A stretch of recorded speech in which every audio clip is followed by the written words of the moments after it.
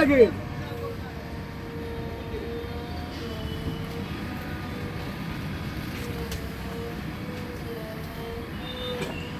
কখন করে আছে রে? সরে যা, ভাগ করবে এমনি না।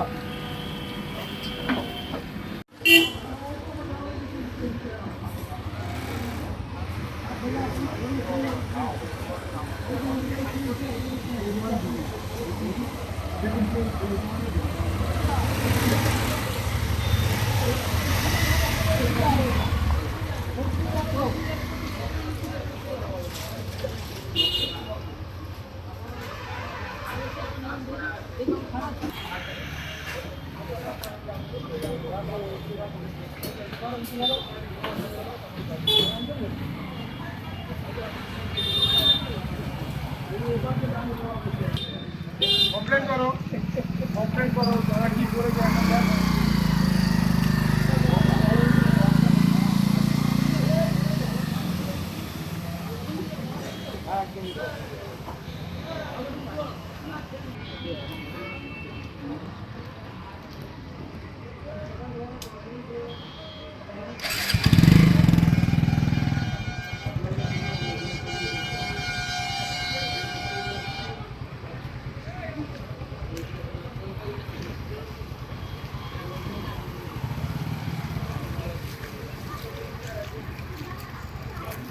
এই যে জমা জলের সমস্যা কত বছর ধরে এরকম চলে আসছে? এটা অনেক পুরনো সমস্যা, আমরা তো ভোগ করছি 5-7 বছর হবেই। এই তো আপনি দেখছেন এইটুকু, কাল জল ছিল পুরোটা অবধি। গ্রামের মধ্যে জল থাকে 1 মাস, একটু ভেতরে যান জল জমে থাকে 1 মাস। খাল ভর্তি, কোনো সংস্কার নেই, কিচ্ছু নেই। সাধারণ বিশেষ করে স্কুল সময় আপনি যদি আসেন কালকে এলে দেখতে পারেন একটু কী অবস্থা ছিল। ছোটো হাতে করে, জুতো হাতে করে সব স্কুলে যাচ্ছে বাচ্চারা। সবে তো বর্ষার শুরু। হ্যাঁ, এই তো শুরু হয়ে তাতেই এই অবস্থা। নিষ্কাশন ব্যবস্থাই তো নেই, কোনো নিকাশি ব্যবস্থাই নেই, সব বন্ধ হয়ে গেছে, খাল বিল সব। তা এই যে রাস্তার জন্য মেরামত করার জন্য কি কোনো কাজ হয়েছিল বা? কবে হয়েছে মনে নেই, একবার তাপে দেওয়া হয়েছিল বছর 3-4 আগেই। এই ইট দেওয়া হয়েছিল, নট পিচ, ইটের গুঁড়ো দেওয়া হয়েছিল। এখনো এরকম ভোগান্তি তো এখনো বর্ষার অনেক বাকি এখন। ওটাই আমরা মেনে নিয়েছি, সব কী করি। আমার রুগী আছে এই চেম্বারে, আমার চেম্বার, বাচ্চা কোলে এত দূর তুলে আসতে হবে। আপনার নাম? অনুপম প্রাঙ্গণ। এই সরিষা আশ্রম মোড়ের এই রাস্তাটা আজ 15 বছর ধরে জল জমছে এবং এই জলকে কেন্দ্র করে প্রতি বর্ষায় সরিষা কলাগাছির এই বিরাট একটা অঞ্চল বাড়িতে জল ঢুকে যাচ্ছে। জল যন্ত্রণায় ভুগতে হচ্ছে প্রতি বছর। 15টা বছর ধরে ভোগার পরে এবছর উদ্যোগ নেওয়া হয়েছে। একটু এই উদ্যোগটাকে সাধুবাদ জানাই।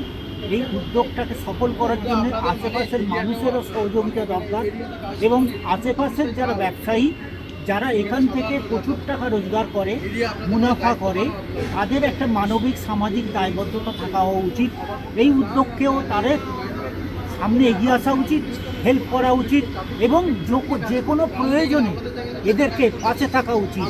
এখানকার যারা ব্যবসায়ী আছে তাদেরও দেখা উচিত জলপথগুলো বন্ধ হয়ে যাতে না যায়, এলাকার মানুষের জীবনযাত্রা যাতে সুন্দর স্বাচ্ছন্দ্যভাবে চলাফেরা করতে পারে, মশা মাছি এবং আবর্জনা। স্যার 15 বছর ধরে তো কোনো কাজই হয়নি, কিন্তু এই যে নতুন সরকার আসার পর উত্তম বাগেন শুরু হলো, এইটাই সাধুবাদ জানাচ্ছি। উত্তম চাপ সৃষ্টি করে অনেক ফোনাফোনি করে আমিও ফোন করেছি মন্ডল সভাপতির যে উদ্যোগে মন্ডলের পেছনে আমি লেগে থেকে সাজেশন দিই। এই মন্ডল সভাপতি ও আমাকে সবসময় যোগাযোগ করেছে, আমার পরামর্শ নিয়েছে এবং নিয়ে এই উদ্যোগটা শুরু হয়েছে। এটাকে সফল করার জন্যে সকল গ্রামবাসী, এলাকার মানুষের কাছে আবেদন। আপনার নাম? এই যে নতুন আমাদের মোল্লা সভাপতি একটা নিয়েছি মলাই ভবনের তো মুখই ঢোকাতে পারবে।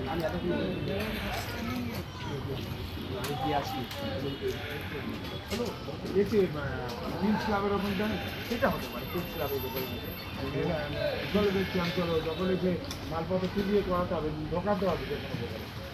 যে টিভিতে পরিষ্কারটা করালে কিছুটা যদি বেরোয় তাহলে তো দেখতে হবে।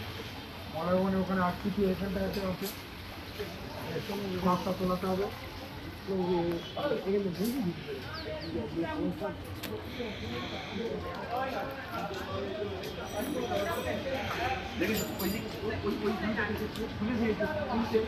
ওই দিক দিয়ে জল বেরোতে এই দিক থেকে কমছে, দেখেছি সব কমবে, আস্তে আস্তে কমবে, করতে হবে, কাজ করতে হবে। ওদের কেউ দোষ দেয় না। 2 মাসের একটা সরকারকে কেউ দোষ দিতে পারে না। তুই সে যা হেগে গেছে, তুই কি করবি? চারদিক ময় হেগে গেছে।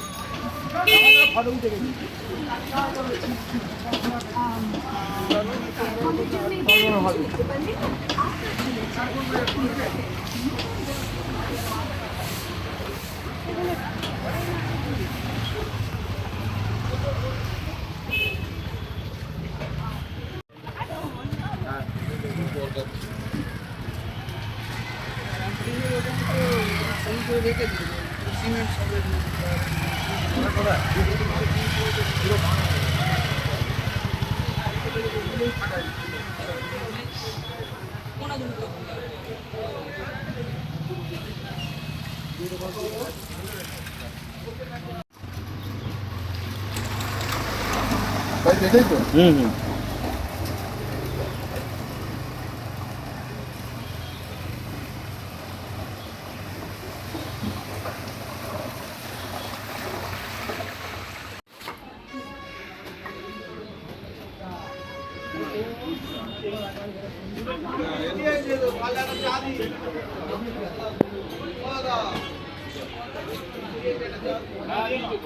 চেষ্টা করছি, করার চেষ্টা করছি। গত 15 বছরে তো এরকম চেষ্টাই ছিল না। না এইটাই কি ডায়মন্ড হারবার মডেল, এই 15 বছর ধরে জল যন্ত্রণা? সেটাই ধরে নিতে পারো। কত না এটা ছাড়া আর কি, এর তো কোনোদিন কোনো কিছু করেনি আজ পর্যন্ত। জলের কোনো পরিষ্কার পরিচ্ছন্ন কিছু করেছে? আমরা তো প্রত্যেক বছর আমাদের তো এখান থেকে ছেড়ে চলে যেতে হয়েছে। জলের জন্য? হ্যাঁ, জলের জন্য। কখনো কখনো এই ডাক্তারবাবুর একটা ফ্ল্যাটে গিয়ে কখনো কখনো গিয়ে থেকেছি, কারো বাড়িতে গিয়ে থেকেছি, কখনো কখনো আমার কলকাতা সরষেতে গিয়ে থেকেছি, শ্বশুরবাড়িতে গিয়ে থেকেছি। বাধ্য হয়েছি থাকতে, কী করবো, উপায় তো কিছু ছিল না। কারণ এইখানে এখনই যাও গিয়ে দেখবে আমার নিচের বাড়ির তলাতে বাথরুমের দরজা ফরজা সব বন্ধ, পায়খানা বন্ধ, ড্রেনগুলোকে বন্ধ। কী করবো? আমাদের বাড়ির অবস্থা দেখবেন, চলুন গ্রামের অবস্থা দেখুন, আমি সব ভিডিও করে আনছি। পুরো একদম এইখানকার প্রত্যেকটা মানুষেরই একেবারে জল যন্ত্রণায় আমরা মানে কবে থেকে এরকম ভোগান্তি হচ্ছে? দীর্ঘ অন্তত 10-15 বছর ধরে আমরা ভুগছি।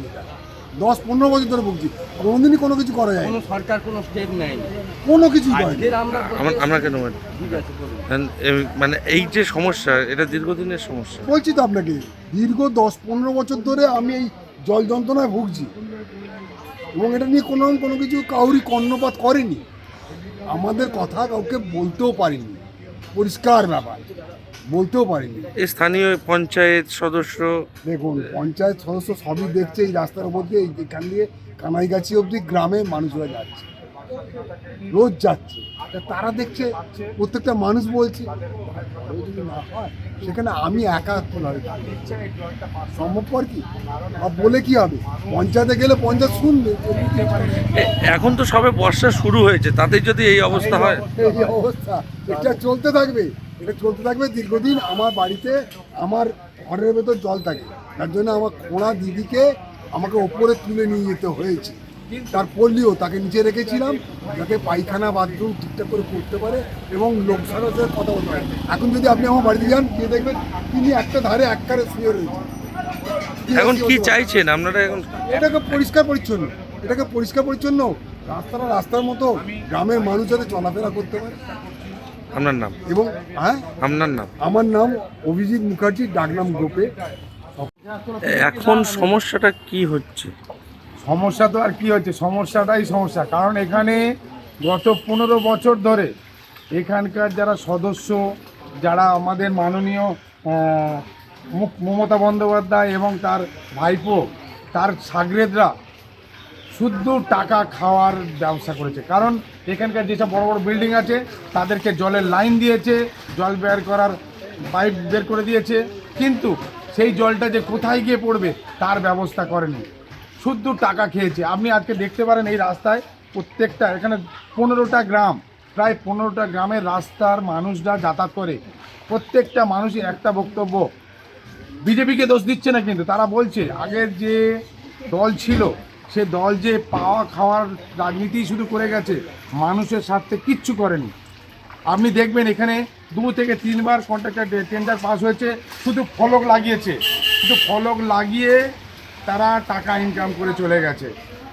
একটা দোকান থেকে শুধু বলেছে যে তোমার লাইন দেবো, টাকা দাও, হয়ে গেল। তো ওরা যদি একটু মানুষের জন্য ভাবতো, আজকের এই এত মানুষের দুর্ভোগ হতো না। এই এত জল, এত মানুষ, এত বাচ্চারা, দেখুন বাচ্চারা কিভাবে হেঁটে যাচ্ছে।